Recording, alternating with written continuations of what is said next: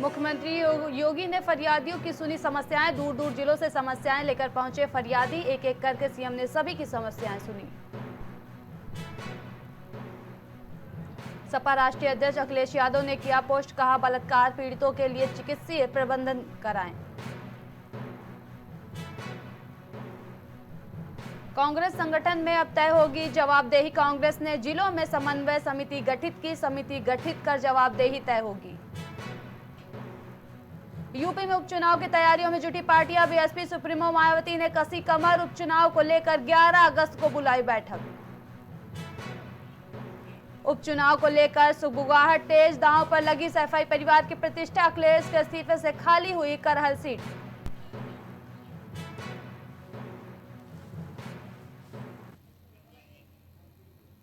नमस्कार, आप देख रहे हैं प्राइम टीवी। मैं हूं आपके साथ सप्ताह सिंह। वक्त हो चुका उत्तर प्रदेश की खबरों का। कांग्रेस संगठन में अब तय होगी जवाबदेही। कांग्रेस ने जिले में समन्वय समिति की गठित की है। समिति गठित कर जवाबदेही तय होगी। समन्वय समिति में जिला शहर अध्यक्ष शामिल रहेंगे। कांग्रेस ने जिलों में समन्वय की समिति बनाई है। आपको बता दें, समिति गठित कर जवाबदेही तय होगी। समन्वय समिति में जिला शहर अध्यक्ष शामिल होंगे। सभी फ्रंटल संगठनों के जिला शहर अध्यक्ष शामिल होंगे। प्रकोष्ठों के जिला और शहर अध्यक्ष भी शामिल होंगे। प्रभारी महासचिव और सचिव को बैठक के निर्देश दिए गए हैं। जिला शहर कमेटियों के साथ बैठक करने के निर्देश दिए गए हैं।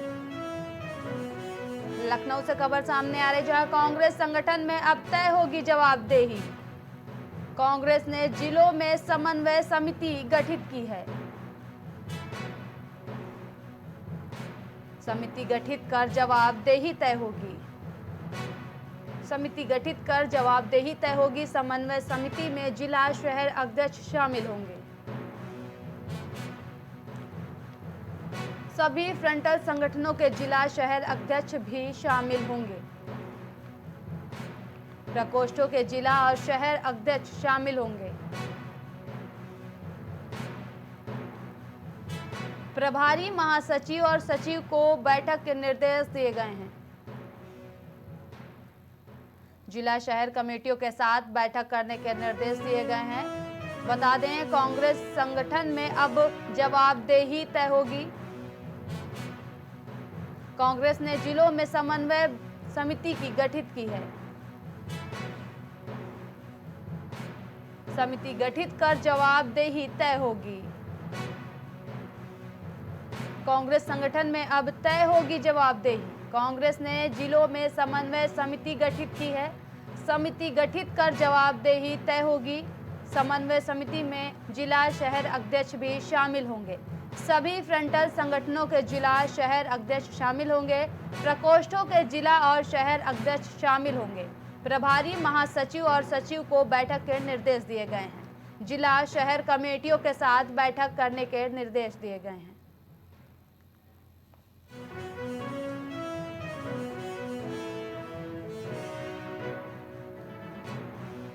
कांग्रेस संगठन में अब समिति तय होगी। कांग्रेस के जिलों में समन्वय समिति गठित की गई है।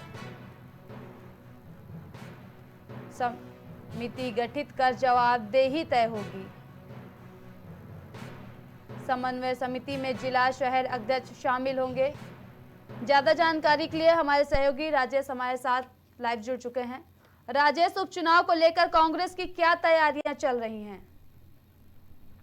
देखिए, अगर उपचुनाव की बात करें तो कहीं कहीं कांग्रेस जो है बिल्कुल उपचुनाव को लेकर बिल्कुल पूरी तरीके से अलर्ट मोड पे नजर आ रही है। वहीं अगर बात करें कांग्रेस के प्रदेश अध्यक्ष अजय राय की, तो अजय राय ने कह दिया है कि कांग्रेस जो है उत्तर प्रदेश की जो 10 विधानसभा सीटों पर उपचुनाव होना है, उस पर 5 सीटों पर कांग्रेस जो है चुनाव लड़ेगी।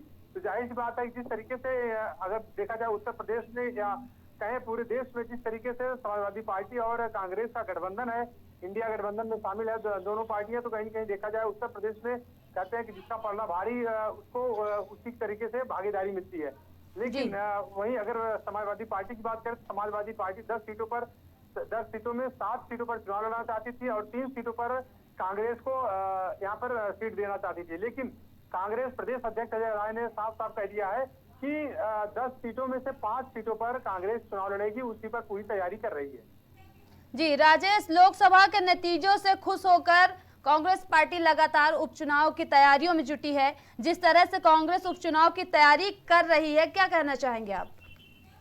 बिल्कुल, जिस तरीके से अगर देखा जाए कांग्रेस ही नहीं, कांग्रेस और समाजवादी पार्टी दोनों अति उत्साहित हैं, क्योंकि जिस तरीके से उत्तर प्रदेश में ऐतिहासिक जीत हासिल हुई थी इंडिया गठबंधन को, तो कहीं न कहीं उसी को देखते हुए कांग्रेस और समाजवादी पार्टी दोनों ही अति उत्साहित हैं और दोनों मजबूती से चुनाव लड़ना चाहती हैं, जो विधानसभा का उपचुनाव होना है। जी राजेश, लोकसभा चुनाव में कांग्रेस का वोटिंग परसेंट बढ़ा है, तो क्या आने वाले उपचुनाव में भी इसका असर देखने को मिलेगा? बिल्कुल, कहीं न कहीं देखा जाए जिस तरीके से कांग्रेस मतलब इंडिया गठबंधन के लिए अगर देखा जाए तो वोटिंग परसेंटेज जो बढ़ा है, वोटिंग परसेंटेज के साथ साथ में सीटें भी बढ़ी हैं। तो कहीं न कहीं देखा जाए जो उपचुनाव होना है, क्योंकि अभी आपको बता दें कि उत्तर प्रदेश के अलावा और भी कई प्रदेशों में उपचुनाव थे, जिसमें से 13 सीटों में से अगर देखा जाए तो 9 सीटें इंडिया गठबंधन को गई और 2 सीटें बीजेपी को मिल पाई।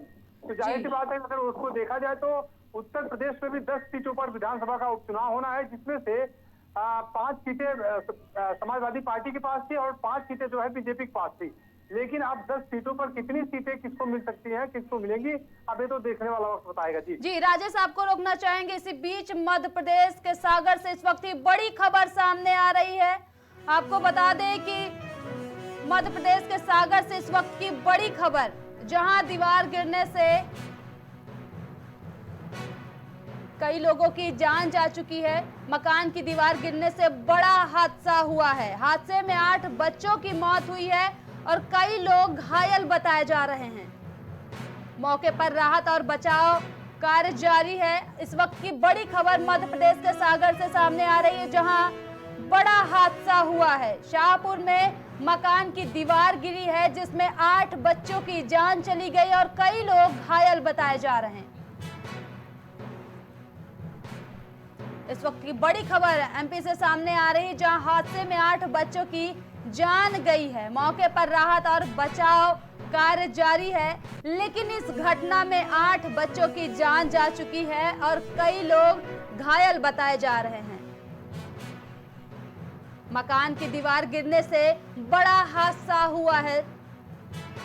इस वक्त की बड़ी खबर मध्य प्रदेश के सागर से सामने आ रही, जहां मकान की दीवार गिरने से बड़ा हादसा हुआ है,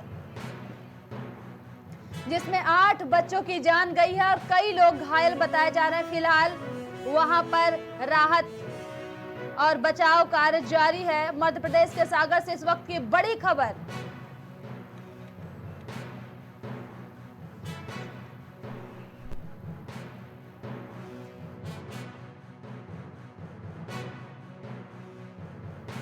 ज्यादा जानकारी के लिए हमारे सहयोगी आशु दुबे हमारे साथ जुड़ चुके हैं। आशु, बड़ा हादसा हुआ है एमपी के सागर में, बताया जा रहा है 8 बच्चों की जान गई है। किस वजह से ऐसा क्या हुआ कि दीवार अचानक से गिर गई? एक मंदिर में शिवलिंग निर्माण हो रहा था, जहां पर ये बच्चे शिवलिंग निर्माण कर रहे थे। वहीं ये बच्चे शिवलिंग निर्माण करते समय एक 2 साल पुराना मकान उसी के बाजू से बना था, 2 मंजिला, वो काली मिट्टी का, वो झरझरा कर नीचे गिरा, तो जिसमें वो मलबे में नीचे दब गए और मलबे में नीचे दबने से उनकी मौत हो गई है। और वहीं बता दें कि कुछ घायल हुए हैं, जिनकी प्रशासन अभी तक पुष्टि नहीं कर पाया है, लेकिन उनको कुछ घायलों को जिला अस्पताल रेफर कर दिया गया है। क्या अभी तक ये पता चल पाया कि कितने लोग घायल हुए हैं? और 8 बच्चे मर गए हैं, 8 बच्चों की जान गई है। बच्चे क्या कर रहे थे वहाँ? बच्चे वहाँ शिवलिंग निर्माण कर रहे थे और पूरे मामले में जब स्थानीय विधायक गोपाल भार्गव को सूचना लगी तो मौके पर स्थानीय विधायक भी पहुंचे हैं और जो घायल हैं उनको अभी जिला अस्पताल पहुंचाया गया है। जी, ज्यादा जानकारी के लिए आपका बहुत बहुत धन्यवाद।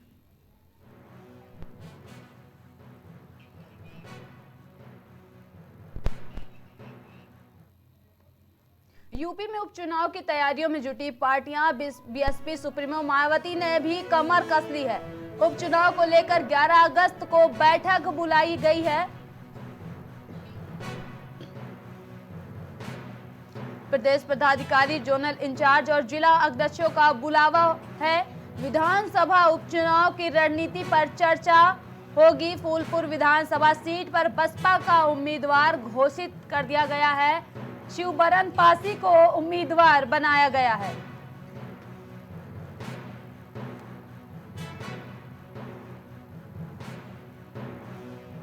बता दें, फूलपुर विधानसभा सीट पर बसपा का उम्मीदवार घोषित हो चुका है। शिवबरन पासी को उम्मीदवार बनाया गया है। यूपी में उपचुनाव की तैयारियों में पार्टियां जुट चुकी हैं। इसी बीच बीएसपी सुप्रीमो मायावती ने भी कमर कस ली है और बैठकों का दौर लगातार जारी है। उपचुनाव को लेकर 11 अगस्त को बैठक बुलाई गई है। यूपी में चुनाव की तैयारियों में पार्टियां जुटी हुई हैं। बीएसपी सुप्रीमो मायावती ने कमर कस ली है। उपचुनाव को लेकर 11 अगस्त को बैठक बुलाई गई है। ज्यादा जानकारी के लिए हमारे सहयोगी राजेश हमारे साथ जुड़ चुके हैं। राजेश, लोकसभा चुनाव में बैकफुट पर रही बीएसपी क्या उपचुनाव को गंभीरता से ले रही है, क्योंकि लगातार बैठकें हो रही हैं? अगर बात करें उत्तर प्रदेश में विधानसभा उपचुनाव की 10 सीटों पर विधानसभा उपचुनाव होना है। विधानसभा सीटों पर तो जाहिर सी बात है, मायावती अगर देखा जाए तो बसपा सुप्रीमो तो साथ साथ में और बाकी सभी पार्टियां जो है पूरे दमखम के साथ इस चुनाव में मैदान में उतर रही हैं। वहीं अगर बात करें बसपा सुप्रीमो की, तो बसपा सुप्रीमो भी 11 अगस्त को मीटिंग करने जा रही, बैठक करने जा रही अपने पदाधिकारियों के साथ। जो प्रदेश के पदाधिकारी हैं, जो कार्यकर्ता हैं, जो जोनल कोऑर्डिनेटर हैं, जो उनके जितने भी जिलाध्यक्ष हैं, सबको बुलाकर यहाँ लखनऊ में 11 अगस्त को बैठक करेंगे। बैठक करने के बाद उसकी समीक्षा करेंगे। और दूसरी चीज आपको बता दें कि कहाँ पे किस प्रत्याशी को उतारना है। जैसे अगर बात करें फूलपुर सीट पर शिवबरन पासी को वहाँ पे जोनल कोऑर्डिनेटर उन्होंने बनाया है और सभी जोनल कोऑर्डिनेटर को बुलाकर उनसे प्रत्याशियों के बारे में जानकारी लेंगे और प्रत्याशियों के बारे में समीक्षा बैठक करेंगे। जाहिर सी बात है कि मायावती भी चाहे बीजेपी और समाजवादी पार्टी कांग्रेस की तरह जो है, बसपा सुप्रीमो भी पूरी तरीके से मजबूती से कमर कस के इस जो 10 सीटों पर उपचुनाव होना है, इन 10 सीटों पर उपचुनाव के लिए बिल्कुल पूरी कड़ी मेहनत के साथ उतरने के लिए तैयार है। और सभी अपने 11 अगस्त को अपने सभी पूरे प्रदेश स्तरीय जो भी उनके कार्यकर्ता हैं, जो भी पदाधिकारी हैं, जोनल कोऑर्डिनेटर हैं, उसके बाद जितने भी जिलाध्यक्ष हैं, उनको सबको बुलाकर 11 तारीख को उनकी समीक्षा करेंगे, बैठक करेंगे, उनकी मीटिंग लेंगे कि किन प्रत्याशियों को। राजेश, देखिए बीएसपी की 11 अगस्त को बैठक है, तो इस बैठक में क्या रोड मैप तैयार हो सकता है? देखिए, अगर बात करें बसपा सुप्रीमो की, तो बसपा सुप्रीमो जाहिर बात है कि जिस तरीके से उनका वोट बैंक अगर देखा जाता था, एसटी उनका वोट बैंक था और उस एसटी को साधने की कोशिश मायावती एक बार फिर से करेंगी। जो अभी लोकसभा के चुनाव में कहीं न कहीं देखा जाए इंडिया गठबंधन के पक्ष में नजर आया था, लेकिन अब उसी को फिर से साधने की कोशिश करेंगी मायावती। जो उनका कोर वोटर है, उसके साथ साथ हम आपको बता दें कि जो ब्राह्मण चेहरे हैं, जो अल्पसंख्यक चेहरे हैं, उनको भी साधने की पूरी कोशिश करेंगी मायावती इस विधानसभा के उपचुनाव में। Ji Rajesh, BSP supremo Mayawati booth level politics के जरिए क्या अपने वोट बैंक में इजाफा कर सकती हैं? देखिए, कयास लगाया जा रहा है कि बसपा सुप्रीमो इस बार जो विधानसभा का उपचुनाव हो रहा है, कहीं कहीं देखा जाए तो इसमें कुछ बढ़त बना सकती हैं। लेकिन अगर जिस तरीके से देखा जाए तो उनका जो वोट बैंक था, उनका जो वर्चस्व था, उत्तर प्रदेश से खास करके उनका वर्चस्व खत्म होता नजर आ रहा था। तो लेकिन इस बार उपचुनाव में एक बार फिर से मायावती जो है, कहीं कहीं देखा जाए तो मजबूती के साथ उतरने की कोशिश करेंगे। लेकिन जिस तरीके से लोकसभा के चुनाव में उनका बिल्कुल वोट बैंक, उनका जो राजनीति मतलब उनकी जो राजनीति थी, वो बिल्कुल कहते हैं कि नीचे मतलब गिरती हुई दिखाई दे रही। तो कहीं कहीं देखा जाए तो जो बसपा के कोर वोटर थे, कोर वोटर भी जो है वो कहीं न कहीं बसपा से उनका मोह जो है भंग हो रहा था और वो जो है कहीं न कहीं देखा जाए तो इंडिया गठबंधन के साथ नजर आए। लेकिन इस उपचुनाव में मायावती के साथ कितने उनके कोर वोटर कितने खड़े होते नजर आते हैं, ये तो अब आने वाला वक्त बताएगा। जी राजेश, ज्यादा जानकारी के लिए आपको बहुत बहुत धन्यवाद।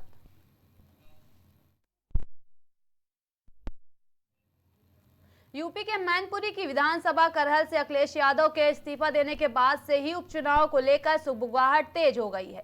अगले कुछ समय में यूपी की 10 विधानसभा सीटों पर उपचुनाव होना है। उसके लिए सपा और भाजपा में ज्यादातर सीटों पर सीधी टक्कर देखने को मिल सकती है। ऐसे में करहल सीट सबसे ज्यादा हॉट मानी जा रही है। अखिलेश के इस्तीफे से खाली हुई करहल सीट पर इस बार घमासान देखने को मिल सकता है। आवेदन तो मैंने किया है और मेरे साथ साथ कई लोगों ने भी आवेदन किया है। यादव समाज के कई लोगों ने भी किया है, मैंने भी आवेदन किया है। और इस बार पार्टी सर्व समाज के लोगों के हित की बात करेगी वहाँ, और ऐसा नहीं है किसी एक समाज की तरफ ही फोकस कर रहे हैं। वहाँ साक्य समाज भी है, पाल समाज भी है। और हमारा वोट अगर देखा जाए, अगर वोट की बात की जाए तो वोट की संख्या हमारी ज्यादा है। समाजवादी पार्टी से वोट की संख्या ज्यादा है, हमारी ज्यादा है। इसलिए हमारी ज्यादा संख्या है। उनका तो वोट जो है केवल वो यादव, वो भी सैफई की ओर पास का यादव। खाली वहां लड़ाई जो है सैफई वर्सेस करेल की लड़ाई होगी अब की बार आप सोच लो कि सैफई क्या कहते, सैफई वाले चुनाव जीत जाएंगे। यहाँ ऐसा पॉसिबल नहीं। ज्यादा जानकारी के लिए हमारे सहयोगी राजमोहन सिंह हमारे साथ जुड़ चुके हैं। राजमोहन, करहल सीट को लेकर बीजेपी किस तरह की तैयारियां कर रही है? जी, जैसे कि हम आपको बता दें कि मैनपुरी एक सपा का गढ़ रहा है, उसमें विधानसभा करहल पड़ती है। करहल जब से समाजवादी पार्टी बनी तब से जो विधायक रहा वो हमेशा करहल का हमेशा समाजवादी पार्टी का विधायक रहा है। उसी को लेके जब पिछली बार अखिलेश यादव जी विधायक हुए थे, उसके बाद अभी जब सांसद हो गए उसके बाद उसका उपचुनाव होना है। जी, जैसे कि उसी को लेके अब सभी पार्टियां, चाहे वो समाजवादी पार्टी हो चाहे बीजेपी हो, सारी अपने अपने जोरों शोरों से उस पर लग गई है चुनाव प्रचार में। जी राजमोहन जी राजमोहन, करहल सीट पर क्या समाजवादी पार्टी के लिए नाक का सवाल बन गई है? करहल सीट हम नाक का सवाल है, क्योंकि सैफई से कुछ ही कदम दूरी पे करहल पड़ता है, और अगर बीजेपी इस पार्टी को अगर जीतती है तो करहल सैफई के लिए नाक का सवाल है। जी राजमोहन, अखिलेश का सीट छोड़ने के बाद क्या बीजेपी के लिए जीत की राह आसान होगी?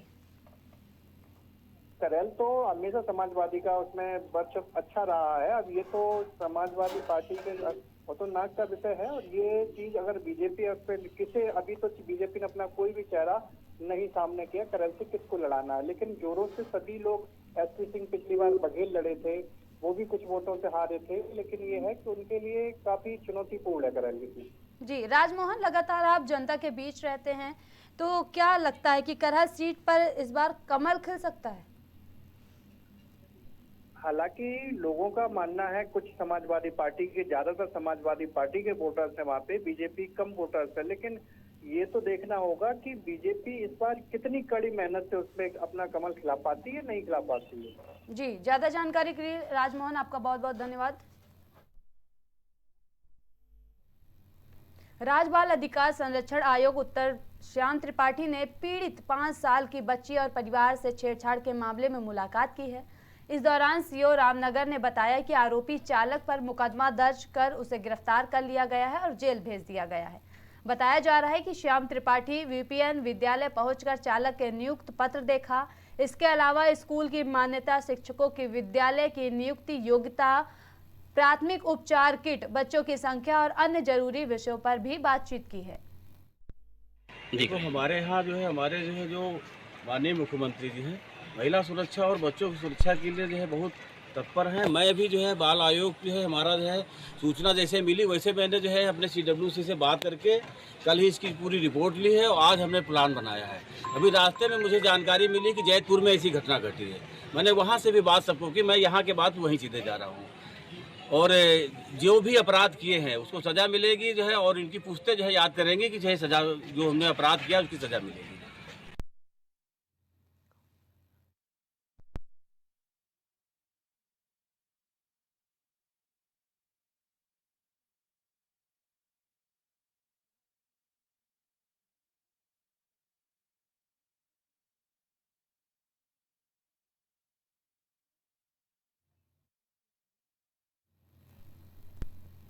औरैया के अजीतमल तहसील सभागार में जिलाधिकारी महेंद्र पाल सिंह की अध्यक्षता में समाधान दिवस का आयोजन किया गया। इस मौके पर 99 शिकायत प्राप्त हुई, जिसमें से 16 शिकायतों का मौके पर निस्तारण कर दिया गया। तहसील दिवस में आने वाली शिकायत में सबसे अधिक शिकायत राजस्व विभाग से है। इस मौके पर अपर पुलिस अधीक्षक दिगंबर सिंह कुशवाहा, खूब जिलाधिकारी अमित कुमार तिवारी, तहसीलदार जितेश वर्मा सहित संबंधित अधिकारी व कर्मचारी भी मौजूद रहे। आज संपूर्ण समाधान दिवस का इस संपूर्ण समाधान दिवस में कुल 98 शिकायतें प्राप्त हुई, जिसमें से 16 शिकायतों का मौके पर ही निस्तारण कर दिया गया है। बाकी अन्य के लिए हम लोगों ने 4 टीमें यहाँ से रेवेन्यू और पुलिस की संयुक्त रूप से टीमें हम लोगों ने फील्ड भेजी गई, जो कि शाम तक आकर अपनी आंखें प्रस्थान करेंगे। इसके अलावा अन्य सभी जिलास्तरीय अधिकारियों को जो शिकायतें दे दी गई हैं, तो शिकायतें जो कि दीर्घ अवधि में निस्तारित होने वाली थी, उनकी कॉपी उनको उपलब्ध करा दी गई। गोरखपुर में गुलरिया थाना क्षेत्र के ग्राम जंगल समेरा की रहने वाली पीड़िता ने 31 जुलाई को हुए मारपीट के मामले में गुलरिया पुलिस पर एक पक्षीय कार्रवाई करने का आरोप लगाते हुए एसएसपी को शिकायती पत्र देकर पूरे मामले की नए सिरे से जांच कर दोषियों के खिलाफ कार्रवाई करने की मांग की है। गुलरिया पुलिस पर लगे एक पक्षी कार्रवाई के आरोप, जिसके बाद युवती ने फिर से एक बार कार्रवाई करने की मांग की है और साथ ही दोषियों के खिलाफ उचित कार्रवाई करने की मांग की। पीड़िता ने एसएसपी से शिकायत की है और दोषियों के खिलाफ उचित कार्रवाई की मांग की है। इसी बीच बड़ी खबर सामने आ रही है। विशाखापत्तनम रेलवे स्टेशन पर बड़ा हादसा हुआ है। विशाखापत्तनम रेलवे स्टेशन पर बड़ा हादसा हुआ है। ट्रेन की 3 बोगियों में आग लग गई है। ट्रेन की 3 बोगियों में आग लग गई है। प्लेटफॉर्म पर धुआं ही धुआं फैला हुआ है। तस्वीरों में आप देख सकते हैं कि ट्रेन के 3 डिब्बों में आग लगी है। तस्वीरों में साफ दिखाई दे रहा है कि डिब्बों में आग लगी है। विशाखापत्तनम रेलवे स्टेशन पर बड़ा हादसा हुआ है। फिलहाल आग पर काबू पाए जाने की कोशिश की जा रही है। ट्रेन के 3 डिब्बों में आग लगी है। प्लेटफॉर्म पर धुआं ही धुआं फैला हुआ है। कड़ी मशक्कत के बाद आग पर काबू पा लिया गया है। विशाखापत्तनम रेलवे स्टेशन पर बड़ा हादसा, जहां ट्रेन के 3 डिब्बों में आग लग गई है। फिलहाल कड़ी मशक्कत के बाद आग पर काबू पा लिया गया है। प्लेटफॉर्म पर धुआं ही धुआं फैला हुआ है। तस्वीरों में भी आप देख सकते हैं कि ट्रेन के 3 बोगियों में आग लगी है। फिलहाल कड़ी मशक्कत के बाद आग पर काबू पा लिया गया है। विशाखापत्तनम रेलवे स्टेशन का ये पूरा मामला बताया जा रहा है, जहां ट्रेन के 3 बोगियों में आग लग गई है। पीडीए कार्ड खेलने के बाद सपा की नई रणनीति। ओबीसी दलित संघ ब्राह्मणों को साधने की तैयारी में जुटी है सपा। जनेश्वर मिश्रा का जन्मदिन बड़े स्तर पर मनाने के निर्देश दिए हैं सपा मुखिया ने। सर्वर्ण ओबीसी सियासत में संतुलन बनाने में जुटे हैं अखिलेश यादव। 2027 में 40% वोट का लक्ष्य लेकर चल रही है समाजवादी पार्टी। सपा को हालिया चुनाव में 33.59% वोट मिला था और अब 40% का दावा कर रही है। सितंबर महीने में प्रदेश भर में पीडीए पंचायत करेगी सपा। जिलों के बाद तहसील स्तर पर पीडीए पंचायत का आयोजन होगा। बता दें कि पीडीए कार्ड खेलने के बाद अब सपा की नई रणनीति सामने आई है, जिसमें ओबीसी दलित संघ ब्राह्मणों को भी साधने की तैयारी कर रही है सपा। जनेश्वर मिश्रा का जन्मदिन बड़े स्तर पर मनाने के निर्देश दिए हैं सपा मुखिया ने। समर्थ ओबीसी सियासत में संतुलन बनाने में जुटे हैं अखिलेश यादव। 2027 में 40% वोट का लक्ष्य लेकर समाजवादी पार्टी चल रही है। आपको बता दें कि सपा को हालिया चुनाव यानी कि लोकसभा चुनाव में 33.59% वोट मिला था और अब 40% का लक्ष्य लेकर आगे बढ़ रही है सपा। सितंबर महीने में प्रदेश भर में पीडीए पंचायत करेगी सपा। उत्तर प्रदेश की खबरों में अभी के लिए इतना ही। देश और दुनिया की तमाम बड़ी खबरों के लिए देखते रहिए प्राइम टीवी। कुछ भाव पुष्प